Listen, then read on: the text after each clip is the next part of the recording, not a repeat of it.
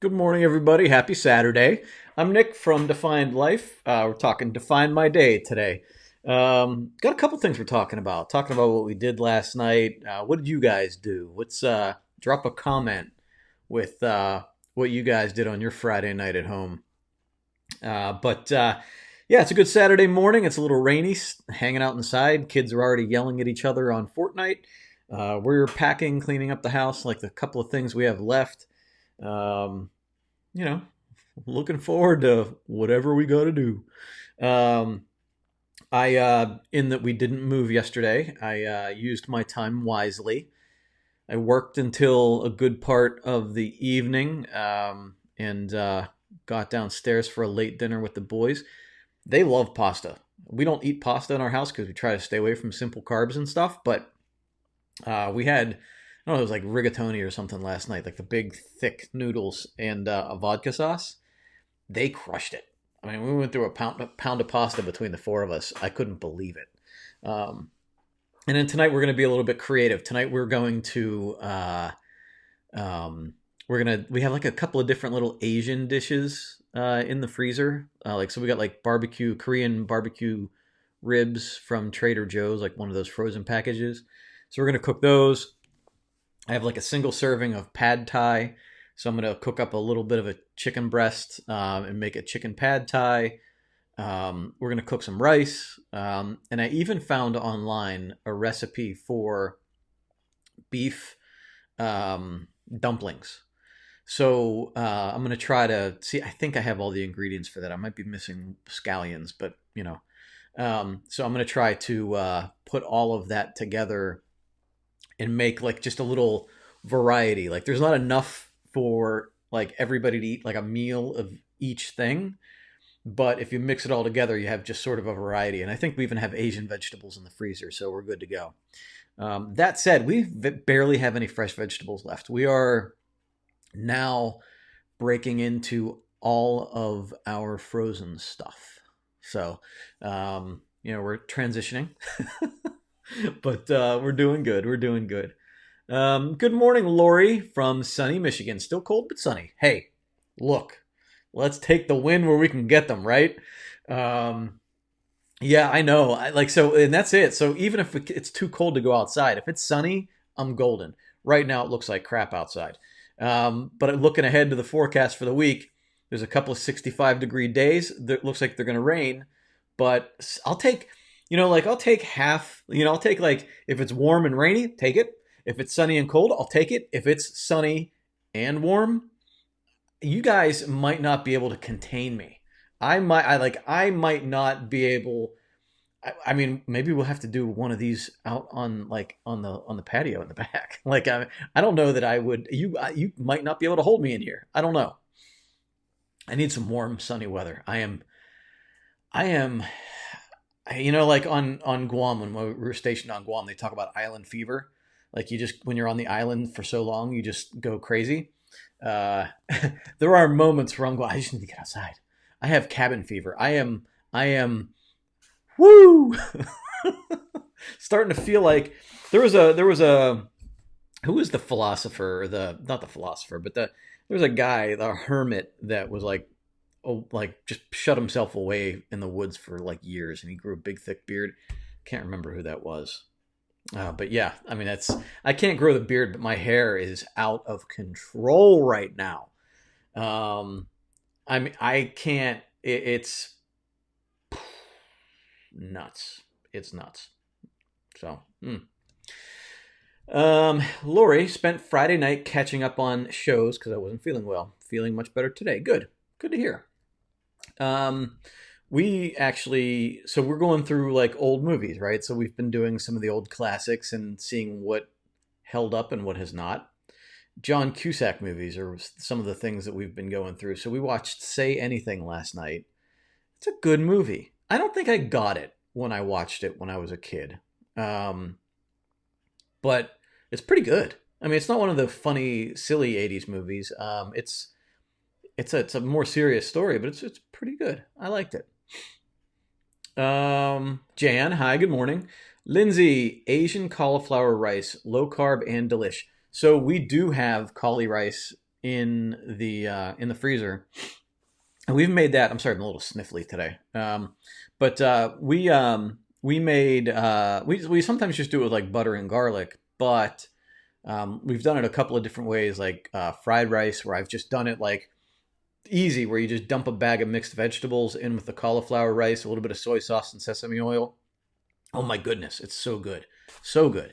So we don't eat rice a whole lot either, but in trying to prolong things, like we did buy a 20-pound bag of rice, but kind of just trying to keep it okay. Although Easter candy did not help me this week. Easter candy and the fact that I don't have a workout space. Trying to solve those problems. Got to solve those problems quickly. Melissa, good morning. Beautiful day in Georgia. Awesome. That's awesome. Angel, good morning. Deborah, good morning. Hey, yeah, I'm here. I'm not glad I'm here because if I weren't here, I'd be unloading a truck into a house. So, but I think, I have faith that we are going to resolve that issue in short order, maybe within a week. So, you know, I got some perspective from this book yesterday. And I'll be talking a little bit about that today. So we'll get into it. Angel had some major excitement at 3 a.m. Uh-oh. The sensor for your alarm system fell and caused the alarm to go off. We missed the call from the alarm company because we were trying to fix the sensor, so the police showed up. Oh, man. Sorry about that. The sensor fell. Jeez. Well, at least the alarm works. That's a shame. Oh, well. I actually, visiting Georgia, that trip that I took to visit my grandmother when she was sick from cancer, when I visited my aunt in Georgia, on the one night I stayed in a hotel in this small town. I think it's like Lawrence. It's like northeast of Atlanta. But anyway, so I'm staying in this hotel, and in the middle of the night, the fire alarm goes off, and it's not like one of those quick ones where they correct it and everybody goes back to bed. It went off and didn't stop going off. So I, half asleep, grabbed all of my stuff and threw it into my suitcase and ran down the stairs because you couldn't go in the elevator. And I'm standing with my mom and my sister and my nephew in the parking lot, for like half an hour, maybe a little bit longer, as they cleared the building for the false alarm. But I was thinking to myself, like, anytime I stay in a hotel now, I'm going to be inclined to pack before going to sleep in case that happens again, because I left things in the room, like when you're half asleep and not thinking. I mean, when you're normally leaving a hotel room, like I check under the bed like 3 times, just to double check it. And in this case, I'm scared, and I didn't get out of the hotel fast enough. Like, if the hotel were really burning down, I may have gone down with it because I was too busy trying to pack my stuff. And so, and I know I left things in the room. Like, when I came back up, there were still things in the room that I forgot. Now, all the important stuff I got, but so now I actually like make it a habit, and I don't do it like completely, but I have it so that I at least keep everything in a place so it can just be thrown into the suitcase if anything were to happen like that again, false alarm or not. But it's just funny because, I mean, how often do you see a hotel have a fire alarm? It doesn't happen often, but when it does, get ready to ruin your evening. Good morning from snowy New Hampshire. Jeez, when are we going to stop saying that, huh? I am behind in my work and a little overwhelmed by what I have to get done. Blessed to be busy, but struggling to keep working at home. Yeah, Jackie, I feel you. I do feel you. I guess just as long as we know, and it's that thing, like as long as we know we're still moving forward and we're trying to keep up with it, just giving ourselves some grace as we go. Giving ourselves some grace. It's tough. It's really hard. There's so much, and we feel like we should have more time, but we really don't. And it's hard. And there's a lot more stress now, a lot more worries, a lot more things to worry about. finances and health and all this stuff. All right, let's get on to the meme of the day. Our meme, it's not really even a meme. It's just more of a statement. But hey, guys, I'm having a tough time deciding who to believe. On one hand, the most prestigious doctors in the world are saying COVID-19 is something to take very seriously. But at the same time, this guy I went to high school with, who sees through the media, says otherwise. Help. Now, I'm not recommending that you only listen to one source. But I am recommending, and we talked about this the other day, I am recommending that when you're taking information from different sources, you weight them appropriately. You know, like I can watch a news conference and judge for myself how honest I feel it is, or if somebody has my interests in mind, right?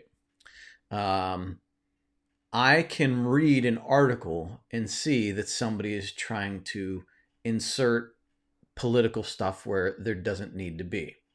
I actually think, because I switch between Fox News and CNN, I think CNN, in my own personal opinion, CNN was covering things pretty straight in the beginning. But now they're belaboring the point with some of the things that they're saying. And if you go to Fox News, who seem to be dismissing this all in the very beginning, as long as you stay away from the talking head shows, if you go to the straight news shows, Fox News, in a lot of cases, is handling this pretty spot on and being critical where there needs to be criticism. So, I try to look at both, but I still lean a lot towards the medical community in this specific case. But I think that we need to keep an eye out in any area, whether you're looking at, a new diet plan, an exercise routine. There's a lot of alternative medicine out there. There's a lot of alternative opinions. And I think that we have to take all of the information in, make decisions for ourselves, and understand that we might not be seeing the whole picture, and just keep an eye open for that, right? Even like something as simple as CBD oil. Like I've been taking CBD oil. They say it's good for sleep. They say it's good for, anxiety if you have anxiety. They say it's good for inflammation in your joints and things like that. I've actually felt like my joints, like my knees and ankles, feel better when I'm taking CBD. But there are studies out there that also say that it could be destroying your liver worse than alcoholism would. So, understanding that that's not totally proven, that the benefits are not totally proven, I have to weigh which risks I want to take and which benefits I want to try to strive for, So right now I've run out. It's expensive. I'm not buying it right now. I'm not going to the store to buy it. So I don't know where I fall if I'm going to start taking it again when I can get back to the pharmacy. But I'm just using this as a simple point to say, there's, whether you believe in no carb diets and all the stuff that Perlmutter talks about in The Grain Brain, which I actually think he's got a lot of validity. There's a lot of opinions. So you weigh all of it without trying to prove your own opinion right by reading what you're reading. And he talks about this, and I'm not prepared to talk about it the way that this guy does, Mark Manson. But he talks about that and how people, like how extremists' views are forming in our society because of just the way religions are kind of breaking down and new ideologies are forming, and how people gravitate towards different extremes. It's hard being in the middle, I'm squarely in the middle in a lot of things. And it's hard to be there because people on the extremes have no problem pissing a bunch of people off that disagree with them, and actually make people in the middle defensive about, being even somewhere near some of the extremist opinions. So it's a weird place to be in the middle because you're caught. You don't want to, if you agree with some right and some left, the extremists will say that you're completely the other way. You must love the other guys. it's a hard place to be, and balancing that takes a lot of understanding and a lot of uh, explaining. It's hard. It's very hard. So, but I encourage everybody as you're watching any of this stuff move forward. Um, even in our paint discussion, like right, like why can't people buy paint? You have to be open to the other opinions. I think it was Angel who said, yeah, like it seems on the face like people should be able to buy paint, but when you see, people surrounding the paint counter, not distancing from each other, you have the employees of the business that are in trouble in that case. You have all the customers intermingling in unsafe conditions. So yeah, when you frame it like that, I understand. And same with the traveling to your vacation home. Those spaces, those places don't have adequate medical uh, facilities. So that makes sense, right? So, it's like we have to be open to hearing it. You can't automatically dismiss it. And I have some extreme people from on the right and left in my Facebook feed. And I love when they come out and say, if you're triggered by this, just keep on going. Well, don't, like any argument just can't mean that I'm triggered, right? Like, so people, like you're automatically, like you're almost triggered already by putting that post out there, right? You're begging for something. And I would say the majority of these people, um, like they don't act in a way that they would accept from other people. So they're extreme, they're throwing their opinions out there, but are completely intolerant of anybody else's opinion, even if they partially agree. So it's a weird place to be in. It's a weird thing to watch. And right now, and we talked about this, somebody talked about unfriending and whatever. The extreme people on both of my Facebook feeds I've had to start unfollowing, because that I can watch the conversations they're having with people, and all they're doing is screaming at each other and not making any sense, and you're not going to change them.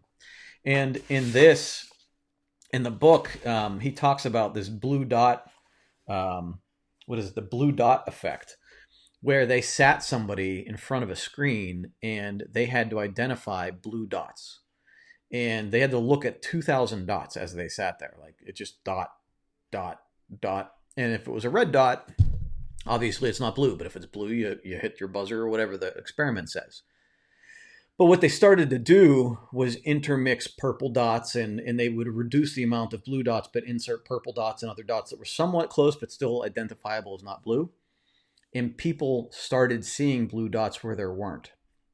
Now you say, how's that important? Who cares?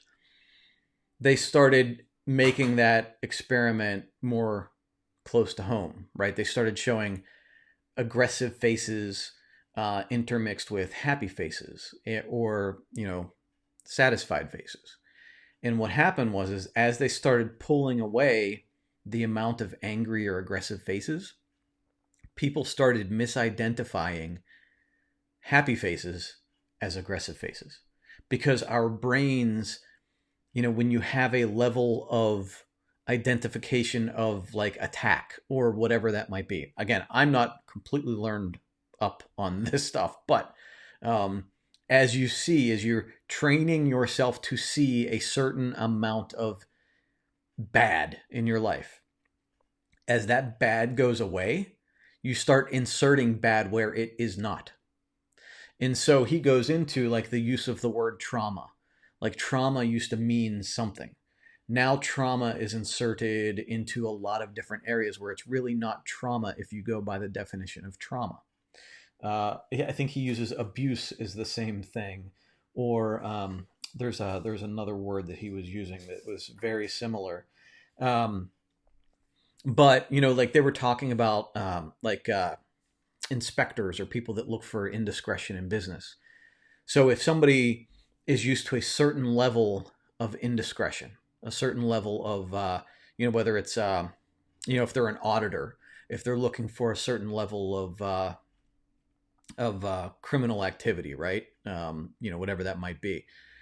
If suddenly, like, say they actually make progress, they catch the bad guys, they dissuade other people from doing anything incredulous. Or I can't. I'm not thinking up my correct words right now, but they dissuade anybody from doing anything illegal, and so they start looking for bad behavior where there isn't any. And they might start making that line a little bit more like, it might, like the line moves. So the people that were doing things perfectly fine, or maybe just a little bit like on the border, well, now all of a sudden they're criminals, right? And so our minds start like looking for bad stuff, even when there isn't any. And that explains a lot of what I was thinking about over the past couple of weeks, right? Like, so World War II, we had a common enemy, right? The Germans, the Italians, the Japanese. We had a common enemy. We all unite at that common enemy.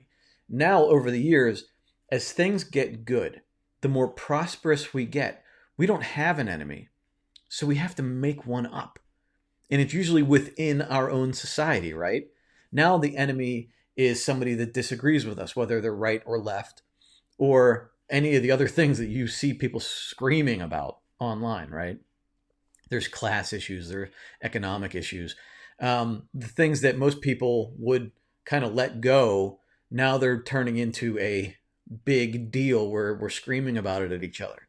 And so keep that in mind. I don't know, I haven't made it through the book yet completely, but keep that in mind as you're seeing all of this stuff going on. Like a lot of these people, their hope is built on fighting this fight for this group that they belong to and fighting against anybody that disagrees with them. And if you take away that ability for them to fight, well, then they almost lose their purpose. And so, they might be extreme left, extreme right, but because their need is so strong to identify with who they identify with and to fight against somebody else, that is their purpose, right? And misaligned as it may be and leading them down a path of unhappiness as it may, it's hard to have anybody identify that. So, yeah. So I'm working my way through this book. It's actually become quite a page turner as we go. The one thing I wanted to show you guys real quick was this part right here, which I think you guys might be able to identify with, and I don't know if you can see it perfectly. But what this does is it's a little graph, and he's been slowly stepping through these over this chapter. But there's the child, and the child's main purpose is to figure out and get more pleasure, right? So eating ice cream, having a good time, messing things up, not a big deal. And they're just trying to avoid displeasurable things like getting yelled at from mom. The adolescent is starting to form principles, but principles that align with what they want as pleasure, right? So the adolescent learns that it will be a displeasurable experience if I do something. So that's, so if I skip school, it's not so much that they have a principle that they need to attend school. It's that they're forming this, I don't want to skip school principle based on the fact that they don't want to be in trouble by their parents. And then as we become adults, we live on our principles regardless of the pleasure that we will or will not experience. So we're truthful in cases where it might even harm us because we find it more important to live by our principles than we do to attain pleasure. Now, what he does talk about is that a lot of people never make it out of this stage. And you probably know people in your life, right? The adults that are just always going after pleasure. The adults that are only manipulating their principles to, in the end, achieve pleasure, right? And they say, like, he even goes into like the whole thing, like a husband that buys his wife dinner and treats her really nice and buy her roses only so that he can get lucky at the end of the night, right? That is still here, And so, and there's different places where we all sort of do some of these things, right? If I'm nice to whoever, then I will get whatever. And that's kind of like where we are in this place. And sorry, I'm getting distracted because my son is losing his mind downstairs right now. But it's an interesting concept that he's going into here. And the one highlighted part, I didn't read this ahead of time. Let me read it to you right now. So an adult will love freely without expecting anything in return because an adult understands that that is the only thing that can make love real. An adult will give without seeking anything in return because to do so defeats the purpose of a gift in the first place. Right? So that's kind of it's an interesting concept that seems very matter of fact, but it takes away the transactional nature of a lot of the relationships we have. So in reading this book, I'm reading this in the, like I identify with a lot of what he's saying, and it sounds correct, but understanding that somebody might have a completely different point of view with a lot of the opinions he's sharing in there, but he goes into stuff that's supported by very smart people. So it's pretty good book. Um, but yeah. Let's see what's going on in here. Good morning, Kathy. Yeah, Kathy, you got that picture of me in the future, right? I saw that with the big freaking grill and all the sausages and all the meat products on that grill.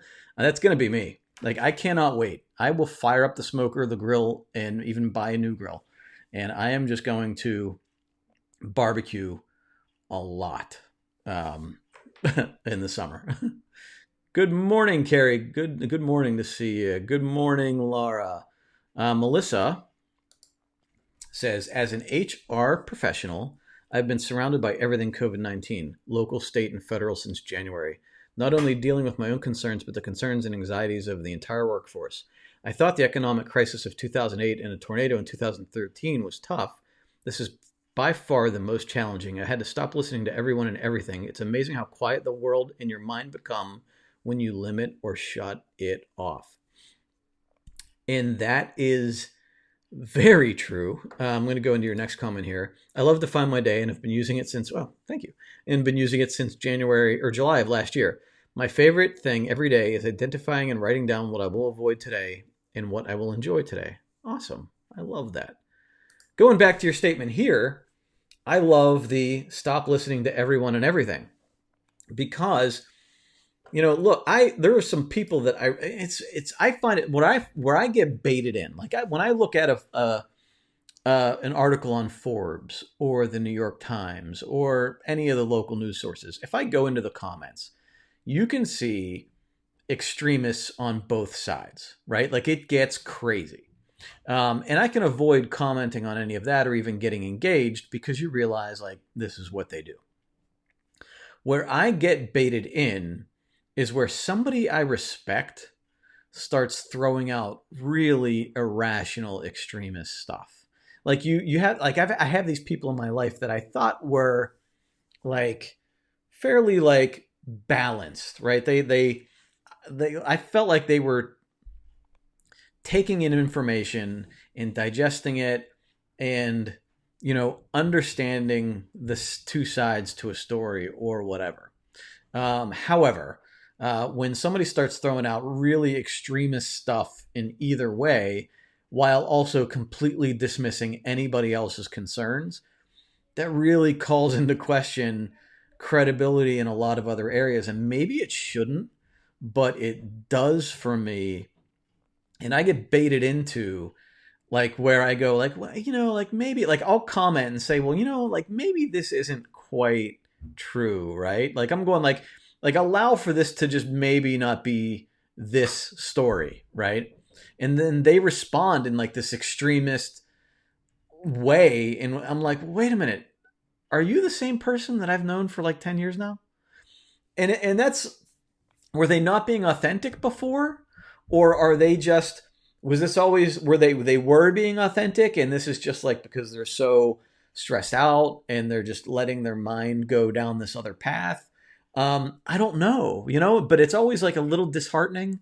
And then like after I find like, okay, so yeah, I guess we're not going to have a conversation about this. It's always just a little bit like, And then when I start seeing more and more, then I have to unfollow them and shut them off. So it's weird. These situations always bring out some weird things. One of my what I will avoid things right in my DMD now is to avoid too much news. I'm there with you. I am so there with you. I will definitely keep up with the news from different sources, but not constantly all day long. So what I've done is I've certainly turned off, like a couple of weeks ago I did this, if not more than a couple. I started not listening to the news in the background. So in life, I used to almost always listen to it in the background while I was cooking, whatever. And years ago, I stopped. I read, actually, it was Grant Cardone who said, like, shut it all out. Like, you can't control it. Shut it all out. Shut it off. It is a distraction, right? So I took that to heart, and it really helps. Like, when you're watching, and I've read things subsequently, like anything you're watching, like if you watch the evening news, gunshot here, gunshot there, it just heightens all of it, right? And it goes back to that blue dot effect. Like, you're always looking for violence. You're always looking for bad in the world. If you just cut it off and not watch it all, you can go about your life and you start to see better things in your life, right? It may be a little bit naive, but maybe it's not. I mean, like, right? I mean, the world around us is generally better when we stop paying attention to all the bad out there, because they're only cherry picking the worst stories. When you stop paying attention to that, your life just gets better. So I started cutting off the news completely. Now, when all this started, I felt like I really wanted to be in touch with how I needed to react. So I started watching it a lot. But at some point within the first week, I started to realize that no news was happening. It was just the same thing over and over again. And I could tell it was negatively impacting me. So I started watching only the things that I found informative. So I watched some of the press conferences. I watched, like, in the morning, I would watch like the morning shows because generally they're pretty non-biased. I would read my Apple News, where I would read like articles, but I could always like stop reading it if I didn't like where it was going. And I certainly stopped watching the news in the background. So I, like, when I notice, like, I can feel it start to cause a little something in here. And when I feel that, I cut it off. But now I have like set times. Like, I will watch this, and when it's over, I'm done. I will watch 10 minutes to get the headlines, and then I'm done, right? I don't have this routine of watching the news. And it has, I mean, you can't. It just weighs you down too much. If you watch it all the time, you're taking in too much negative information. You can't, like, you can't just keep feeding that beast. You're not learning anything. You know what you need to do now. We know what the rules are, and things are changing a little bit day to day, but not as quickly as they were a month ago. Stacy says, one of our local news stations has started to do a 60-second relaxscapes of scenes of nature. That's pretty cool, actually. I noticed I started relaxing when it came on. I didn't even realize I was tense until I started to relax. And that's the thing, is we normalize, right? We normalize into an anxious state, or we normalize into a tense, stress state. So when you start to come out of that, you go, whoa, I didn't realize I was a little crazy right there, right? I mean, that's the thought I've had for myself. I wasn't even watching the news, that I was tense during the time. I was just kicking back to relax with shows I enjoy surprise me. I hope they can continue the relaxscapes. Yeah, that's pretty cool. That is pretty cool. And that, and that's the thing, is like, there are times, like, my wife and I have had arguments where I've already, like, I was building to a stressed, like an overload, but I didn't realize it. And so then something would like flip, and like something would happen, and I'd like get upset quickly, not realizing that I was getting up to this point from other things, right? So it's hard. Like, you really have to work on awareness to understand, like, that I'm amping up slowly. It's like that boiling frog, the frog in boiling water, right? You throw a frog into boiling water and he jumps right back out. You throw a frog into cold water and slowly boil him and he just dies. And it's the same thing. Whether that's true or not, I heard that's not true, but that's the same concept, in that, we're slowly getting amped up. We're slowly getting stressed out. We're slowly getting anxious, and we don't even realize it until it's too late, or until we somehow back away from it. And then we go, whoa. Same thing could be happening with the progress. The same thing can be said for the progress with Define My Day on a positive side. Like, if you keep with it and keep doing that little 0.1% or 0.01% increase every day, and sooner or later you go, whoa, things are better. I didn't even realize it, right? And that's what we're going for. We're trying to do that on the positive side rather than the negative side. So,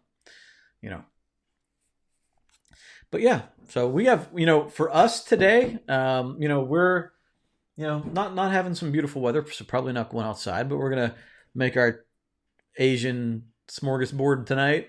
Today we're just packing. I'm gonna finish packing some of the clothes that we put in like the hanging boxes. Um, and we're just gonna organize things to be ready to get out of the house as soon as possible. I have to cancel the moving van, so I got to do that as soon as I'm done too. But for the most part, we're kind of in a holding pattern, and we're just gonna try to take care of some things that we need to take care of, so that we're ready to go and prepared in the right way, and holding out faith that this is gonna happen. Oh, and the one last thing I forgot to mention from this, he basically talks about how hope is the cause of all problems, while hope is also the cure for a lot of problems. The fact that we keep hoping rather than just enjoying where we are is like that's the cause of a lot of problems.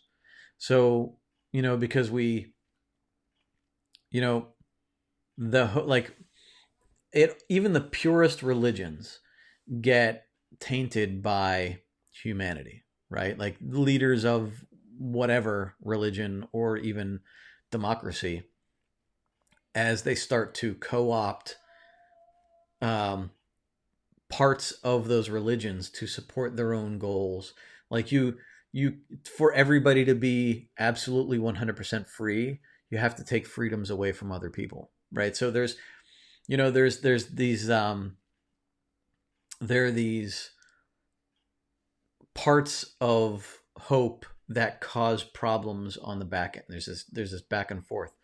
And so the only solution to that, as he goes into it, is just being happy with where you are no matter what's going on. And just like just be respectful of everybody you come into contact with. Be understanding of a situation, and like even in looking at this house, like stop hoping that the house is going to go the way we want and just accept that it's going to go away, like a way, not away, but a way, and it's going to happen, and we are going to continue to live forward. It's weird. So it's a weird concept because I think of like, what about striving and forward progress and all this other stuff? So maybe we get more deep into that. I don't know. But I think there's an important part of that is that, whatever happens, happens, right? And, you know, our wants and dreams and hopes uh, don't mean anything in the cosmic scale of things, right? It's just simply what we've decided we wanted. Uh, so, I guess just somehow finding a way to be happy while still progressing, and being the person that you are happy being, and living a principled life. So that's it. I hope you have a good Saturday. I enjoyed being with you guys all today. Um, I will see you tomorrow morning at 10 o'clock. Have a great day. Keep moving forward, and I'll see you then. Bye.